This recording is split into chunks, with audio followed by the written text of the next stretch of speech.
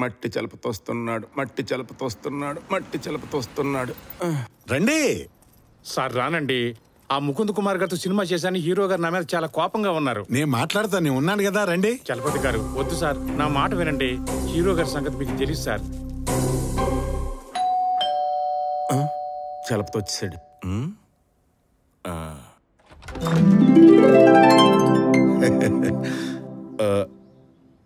చలపతి గారు కదా, నాకు తెలుసు. ఈయనెవరో? నేను వస్తాను సార్. అరే నువ్వు ఉండు సుబ్బరాజు, నేను మాట్లాడతాగా. సార్ మనం కాస్త లోపలికి వెళ్ళి మాట్లాడుకుందాం సార్.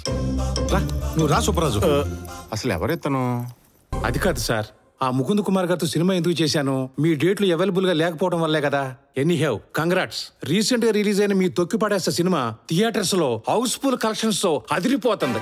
మీరు చెప్పే ఒక్కొక్క డైలాగు థియేటర్ లో వన్స్ మోర్లు. మరీ ముఖ్యంగా ఇంటర్వెల్ ముందు చెప్పారే, నువ్వు ఒకటి చెబితే నేను 2 చెబుతా, నువ్వు 2 చెబితే నేను 4 చెబుతా, నువ్వు 4 చెబితే నలిపి పాడేస్తానన్నారే.